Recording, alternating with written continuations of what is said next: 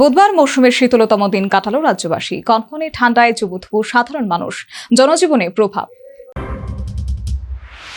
ভোর থেকেই ঘন কুয়াশা আর হিমেল হাওয়ার দাপটে স্বাভাবিক জনজীবন ব্যাহত।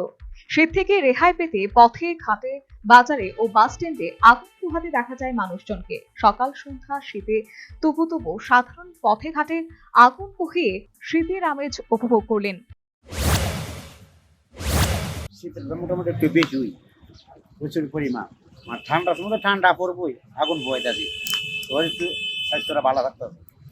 তো এটা তো এই যে ঠান্ডার দিনে একটা একসঙ্গে আগুনের সামনে দাঁড়ানো, এটার একটা তো একটা আনন্দ আছে। আনন্দ আছে। তো এই সে ঠান্ডাটা কদিন ধরে চলতেছে বন্ধু? এই 3 দিন 3-4 দিন ধরে এতে কি আপনারা মজা হইতেছে নাকি ইয়ে হইতেছে? মজা হইতেছে।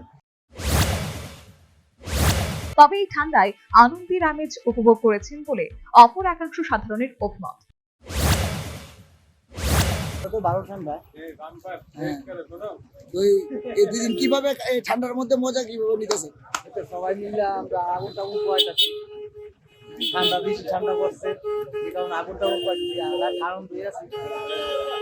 ঠান্ডাতে একটা আনন্দের আমেজ যাইতেছে।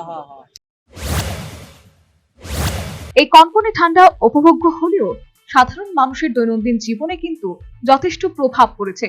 আবহাওয়া দপ্তরের তথ্য অনুযায়ী বুধবার রাজ্যের সর্বোচ্চ তাপমাত্রা রেকর্ড করা হয়েছে 17.5 ডিগ্রি সেলসিয়াস, যা স্বাভাবিকের তুলনায় 7.6 ডিগ্রি সেলসিয়াস কম। অন্যদিকে সর্বনিম্ন তাপমাত্রা ছিল 11.6 ডিগ্রি সেলসিয়াস, যা স্বাভাবিকের চেয়ে 0.6 ডিগ্রি সেলসিয়াস বেশি। এদিনও সূর্যের দেখা মেলেনি। হিমেল বাতাসের কারণে শীতের তীব্রতা কমেনি। উপরন্তু পশ্চিম ত্রিপুরা, খোয়াই, সিপাহীজলা, গোমতী এবং দক্ষিণ ত্রিপুরা জেলায় কুয়াশাজনিত কারণে দৃশ্যমানতা উল্লেখযোগ্যভাবে কমে যাওয়ায় হলুদ সতর্কতা জারি করেছে আবহাওয়া দপ্তর। বিশেষ করে ভোর ও সকালের দিকে যান চলাচলে বাড়তি সতর্কতা অবলম্বনের পরামর্শ দেওয়া হয়েছে। প্রসঙ্গত, গতকাল মঙ্গলবার রাজ্যে সর্বোচ্চ তাপমাত্রা ছিল 19.0 ডিগ্রি সেলসিয়াস এবং সর্বনিম্ন তাপমাত্রা ছিল 14.4 ডিগ্রি সেলসিয়াস। একই দিনের ব্যবধানে তাপমাত্রা এই উল্লেখযোগ্য পতনে শীতের দাপট আরো বেড়েছে বলে মনে করছেন আবহাওয়াবিদরা। আগামী কয়েকদিন রাজ্যে শীতের এই প্রবণ